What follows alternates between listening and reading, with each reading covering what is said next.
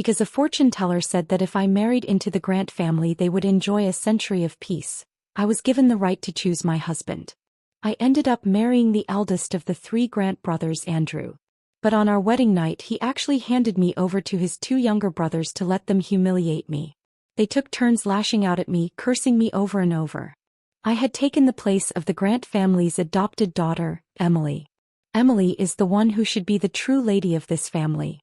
We only recognize her, they said. Only then did I realize that all 3 brothers were in love with her. As my consciousness began to fade, I saw the head of the Grant family rush in to save me.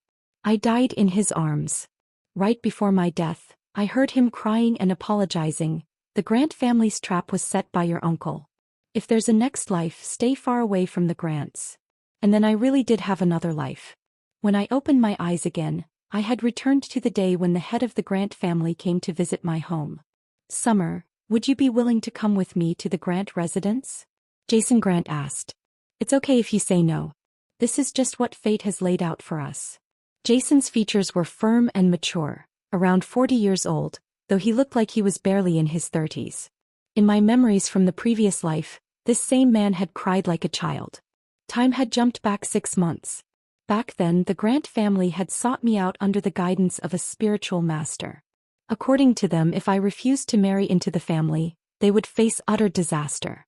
In my past life I had agreed without hesitation out of goodwill. But now, with the memory of my tragic death playing in my mind, I gave a bitter smile, not knowing what to say. Jason let out a sigh when he saw me hesitating. I was being too forward, he said. It's understandable that you wouldn't want this. Just pretend I never came. I wish you all the best. He stood up to leave, but I grabbed his wrist. Uncle, I said, I'll marry into the Grant family, but I don't want to build any relationships with your 3 sons. Jason froze for 2 seconds, then tried to reason with me.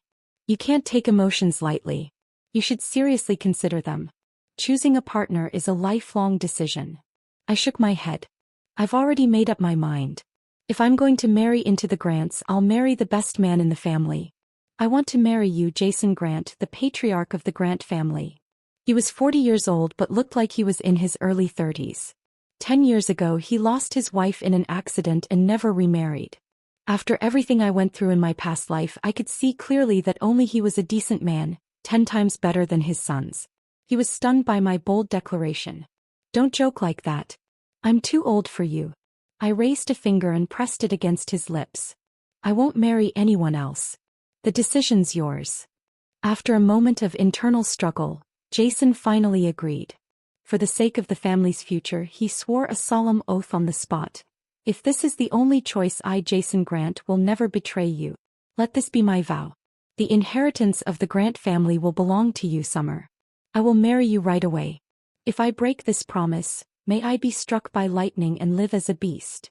I was satisfied with his response, but I added one more condition. Before we get married, you can't tell anyone about our engagement. Your 3 sons owe me a great debt from my last life. I want them to repay it double. 2 days later I stepped into the Grant family estate. Andrew Grant stood there with a cigar between his fingers, smoke curling in the air as he raised an eyebrow at me. Malice flickered in his eyes, completely different from the gentle expression he had when we first met in my previous life. At 3 o'clock in the morning, I was jolted awake by the thick smell of smoke.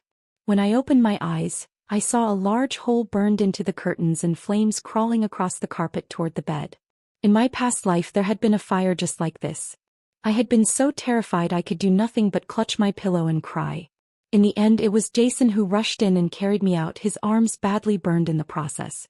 But this time I was ready. I grabbed the fire extinguisher I had prepared in advance and put out the flames.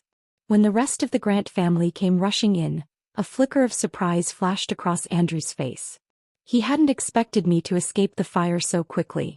Deliberately leaning in close, he lowered his voice and said, "You got lucky this time. But Summer, if you dare choose me as your husband, I swear I'll kill you. The only woman I'll ever acknowledge as the true Mrs. Grant is Emily." His reaction was entirely different from what he'd shown in my past life. Back then he had masked himself well, gentle and kind. That's why I fell for it. That's why I married him. And now I just wanted to smash that smug face of his into the floor. The sharp crack of my smack echoed through the hall, shocking everyone around us. I sneered. Andrew Grant, if you've got something to say, say it. What's with the arson? Not afraid of wetting the bed at night? Though honestly, maybe you should wet the bed more often. Get a better look at yourself. Who the hell told you I wanted to marry you? Take that little manipulative skank Vivian of yours and get as far away from me as possible. You dared hit me? Andrew barked, stunned, his tone full of disbelief, like I was some servant girl who'd forgotten her place. Just then a girl came running down the stairs. Brooke Grant. She pointed at me and screamed, "You filthy bumpkin. How dare you act out in the Grant house? My brother's the eldest son of the family. Who do you think you are putting your hands on him?" I looked at them coldly, then turned to the other two brothers standing nearby. What about you two? Got anything to say? Sure enough, Emily stepped forward, her voice trembling. Summer, can't we talk things out calmly? You just moved in and already started hitting people. If Dad finds out, I cut her off, annoyed. If Dad finds out, he'll probably praise me for hitting him. All right, next. I raised an eyebrow at the youngest, Nathan Grant. He hesitated, then tried to play mediator. Since we're all family now, maybe we should try to get along. Summer, could you apologize to my brother? An apology? I let out a sharp laugh. Why should I? So it's okay for you guys to set my room on fire, but not for me to hit someone? Andrew, did you really think I was just some soft target you could push around? Listen up, whoever opens their mouth next, I'll pick them as my husband and make their life a living hell with daily abuse. Go ahead, come on, say something. The four of them froze, stunned. Just then we heard hurried footsteps. Jason Grant appeared, his shirt buttoned wrong and a faint red bruise on his wrist from being bumped. What happened? He asked. The door to her room was locked from the outside. I had to find the key. That's why it took me so long. It was obvious Andrew had done it. His expression turned awkward as I stared straight at him, guilty. The next morning, my secret ally Daisy came to see me quietly. She was an old servant in the estate, kind to me in my past life, though she was eventually kicked out by Emily under some made-up excuse. This time I made sure to win her over as soon as I arrived. I had Jason double her salary and promised to arrange a job for her son. Miss Summer, she said nervously, wringing her hands. Miss Emily and the three young masters were talking in the study. They're planning to find someone to kidnap you.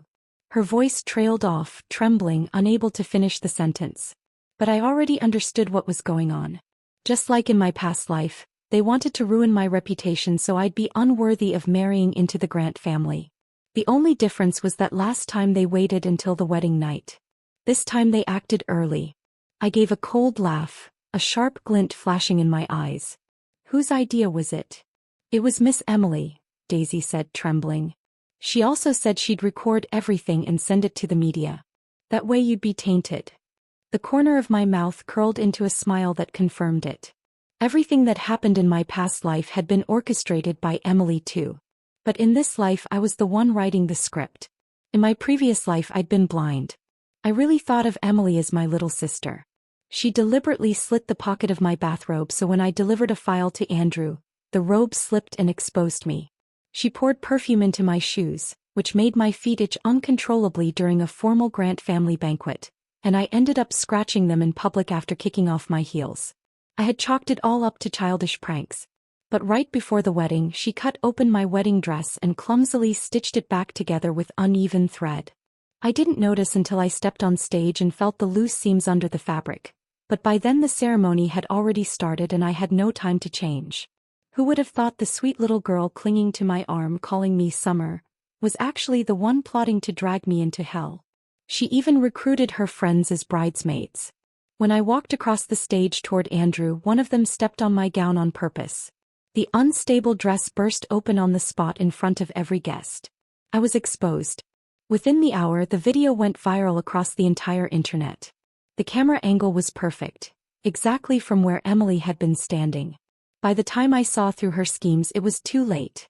That same night, the three Grant brothers tied me to the bed. Emily was there too. She was more brutal than any of them, leaning in close to my ear to whisper, "Sissy Summer, the reason they hate you isn't because they love me more, it's because I keep telling them what a filthy whore you are. Enjoy it. The Grant family is home to me, but to you it'll always be hell." That night I pleaded. I explained. I begged them to listen. but none of them did. To them, Emily was still their sweet little sister, and I was just a gold-digging whore who wanted their family's wealth. Now, having come back from death and hearing that Emily had come up with another plan to have me kidnapped, I suddenly realized even their so-called loyalty to her was fake. Even after hearing something so vicious from her, they still stood by her side. So this time I wouldn't show mercy to anyone. The next day Emily came to find me with a bright smile. "Summer, the boys were out of line yesterday. I'm really sorry on their behalf. How about we go check out that new KTV that just opened, just us girls? I'll bring the boys too." I returned her smile, even sweeter than hers. "Of course, little sis, how could I say no when you ask?" I let her lead me into the private van she'd arranged. She handed me a can of lemon tea. It was drugged. I knew that the moment I arrived at KTV I'd lose consciousness. Emily had already hired thugs to be there waiting to humiliate me. Then the three brothers would conveniently arrive to rescue me and paint me as some promiscuous girl. Even though I knew everything she planned, I still drank it in front of her. My body reacted quickly. "Summer, are you okay?" she asked with fake concern, pretending to help me into the private room to lie down. From the corner of my eye, I saw two men in black loitering outside the door. Emily leaned in and whispered, "Don't kill her, just get enough footage. Make sure the camera captures her face clearly. Oh, and you guys do have STDs, right? As long as it's not too serious, I'm not paying otherwise." Then she turned to me with a twisted expression and hissed, "Summershin, you think you can marry into the Grant family? You think you can be the lady of the house? I've lived with the Grants since I was 7. Who the hell are you?" Right before I completely blacked out, an image of Jason's sharp, rugged face flashed through my mind. This time I was going to make sure he saw clearly what kind of disgusting creature he'd been raising as a daughter. I had already hidden my phone in my sleeve. The moment she gave me the lemon tea, I'd called Jason Grant and left the line open, so every vile word she said about filming STDs, her demands, all of it reached Jason's ears loud and clear. Jason dropped everything and rushed over the moment he heard. Just as the two thugs started to tear open my shirt, the door to the private room was kicked wide open. Jason stood there, a baseball bat in hand, his eyes blazing red behind his glasses. Without a word, he slammed the bat into the back of the thug closest to me. The crack of breaking bones echoed through the room, followed by the man's scream. Blood sprayed as chaos erupted. The second thug tried to run. Jason slammed his leg into the back of the thug's knee, sending him crashing to the floor with a loud thud.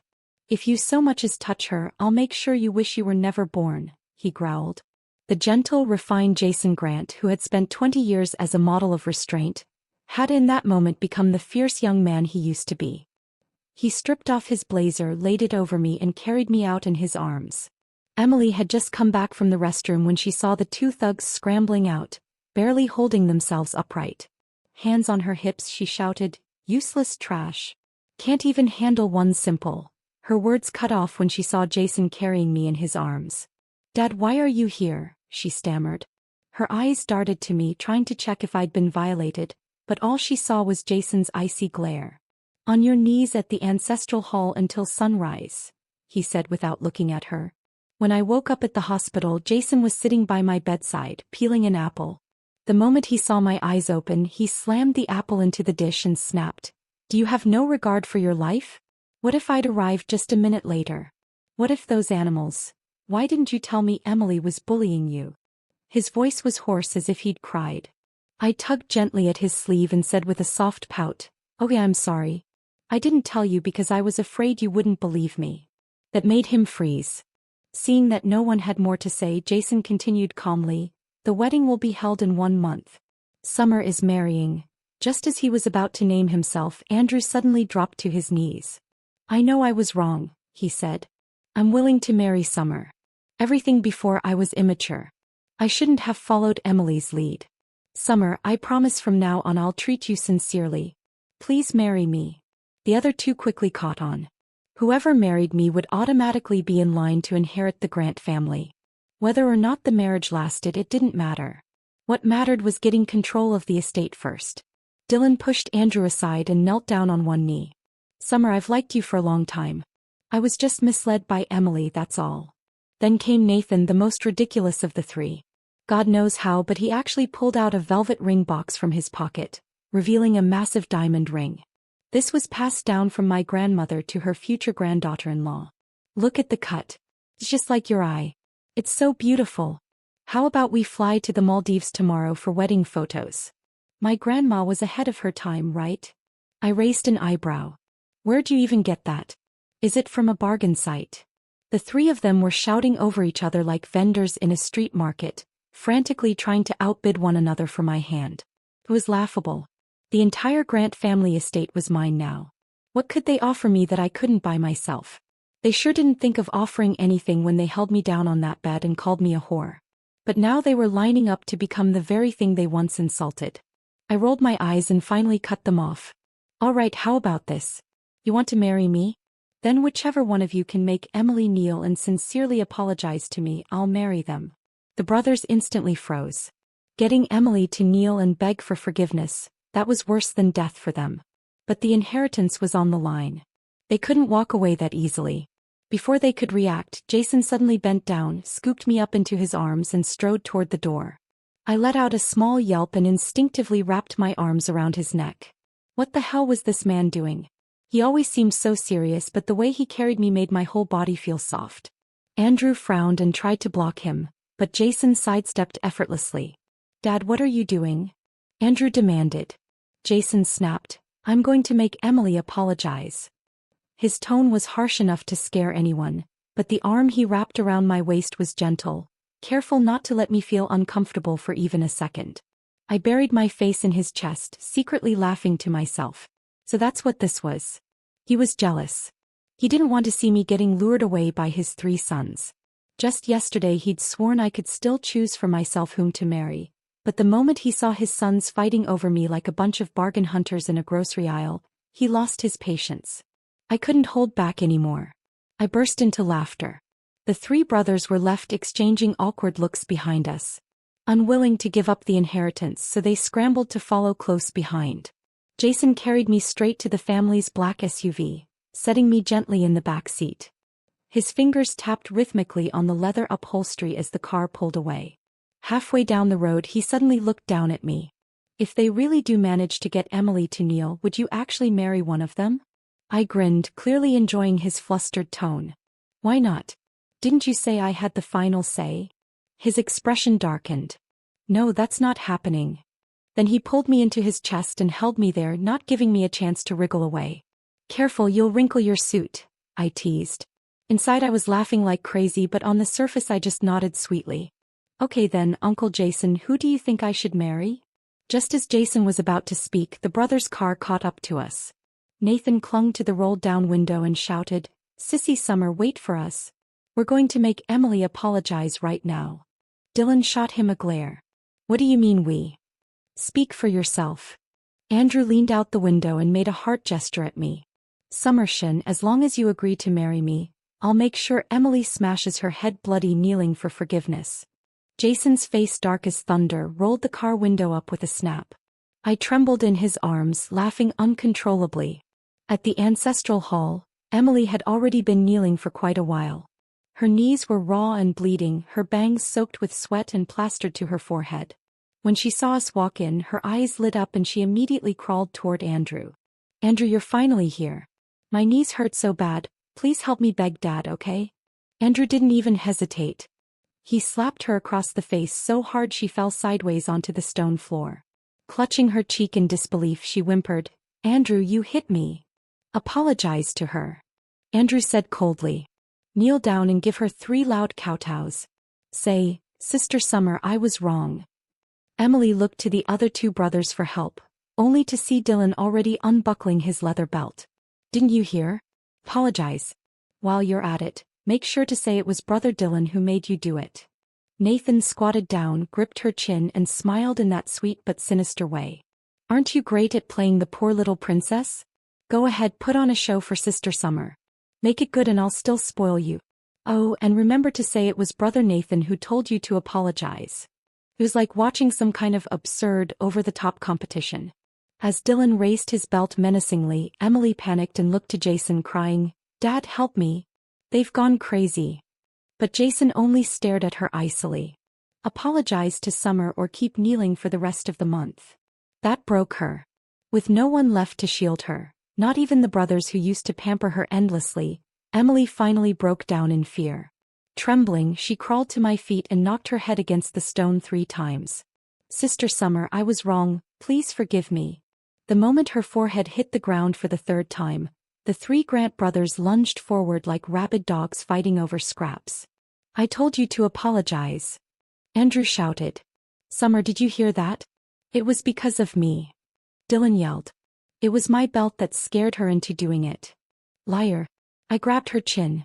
"Look, her drool's still on my fingers," Nathan declared, holding up his hand like it was some kind of trophy. At that point, I truly wanted to ask them, "Isn't all that the same damn nonsense?" But I kept it in, afraid Jason might not appreciate my taste in humor. He didn't always get the chaos of young people. Emily was being yanked around between them, finally realizing what was going on. All 3 brothers wanted to marry me, and whichever one got her to apologize first won the prize. She didn't know why, but the humiliation crushed her. "Why?" she screamed inside. "Why should I, the treasured princess of the Grant family, the girl raised like royalty, lose to some random girl like